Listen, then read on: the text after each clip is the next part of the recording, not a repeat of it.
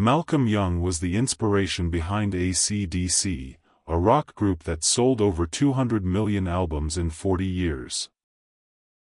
Become one of the highest-grossing bands of all time. His brother Angus, the band's lead guitarist, may have been the most recognizable character in acdc, largely thanks to his habit of wearing school uniform on stage, but it was Malcolm whose inventive rhythm guitar and storming riffs formed the backbone of the band's sound. Malcolm often took the crucial decisions about the band's strategy, and he became notorious for abruptly firing various managers, producers and band members. acdc rocketed into rock's front rank with the release of Highway to Hell in 1979. Its swaggering juggernaut of a title track encapsulated everything that would make acdc great. Bass drums and crushing guitar chords created a roaring bulldozer of sound enhanced by Angus Young's molten soloing, while the lead singer Bon Scott held soulfully overhead. Disaster threatened the following year, though, when the charismatic Bon Scott died from alcohol poisoning. They came back with their next album, Back in Black, in 1980.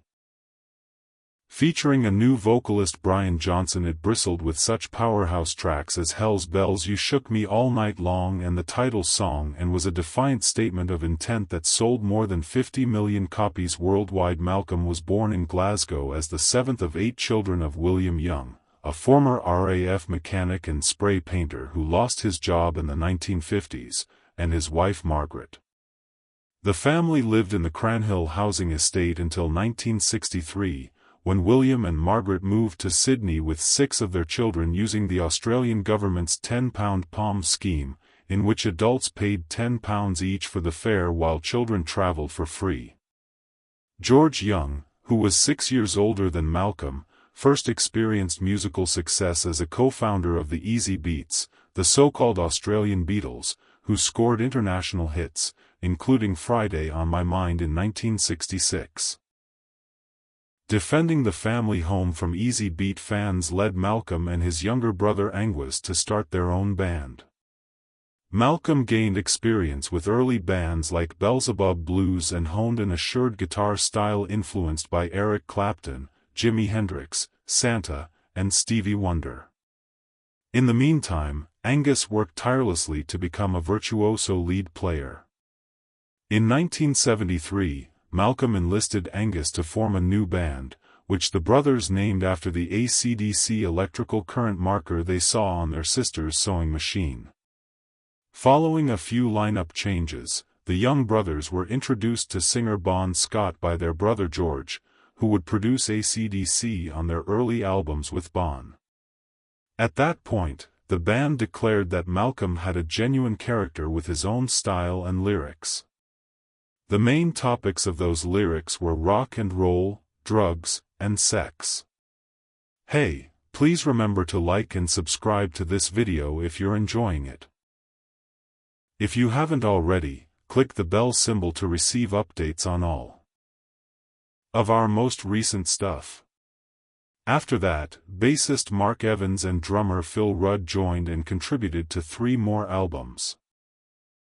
1975's TNT, which included their early favorite It's a Long Way to the Top, Dirty Deeds in 1976, and Let There Be Rock in 1977, before Evans was replaced by Cliff Williams for Powerage 1978. Throughout acdc's tenure, Malcolm and Angus served as the band's main creative force, crafting the unmistakable riffs that would make acdc one of the biggest bands in music. Together, the brothers would create the music for hits like Back in Black, Hell's Bells, Highway to Hell, Thunderstruck, It's a Long Way to the Top, You Shook Me All Night Long, TNT, and dozens more rock staples. However, Malcolm's time in acdc was not without strife. As the band prepared for the Blow Up Your Video tour, Malcolm announced he needed a break to deal with a worsening alcohol problem. It caught right up to me and I lost the plot, he admitted. Angus was going, I'm your brother, I don't want to see you dead here, remember Bon? So I took that break and cleaned myself up. This place on the tour was taken by a nephew, Stevie Young's son of their oldest brother Stephen. After a few months, Malcolm returned to the band and remained sober ever since. I was not surprised, George Young said of his younger brother's sobriety. When Malcolm puts his mind to something, he does it. In 1990, Malcolm returned with the follow-up album, Razor's Edge. The Razor's Edge Tour produced an acclaimed live album, but when 1995's Ballbreaker came out, it was acdc's first new song in 5 years.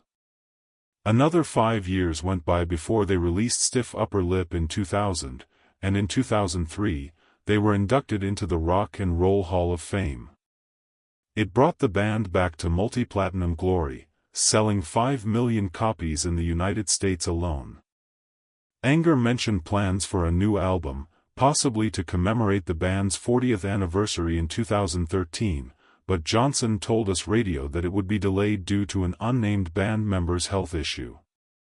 In April 2014, the website of acdc announced that Malcolm Young is taking a break from the band due to ill health.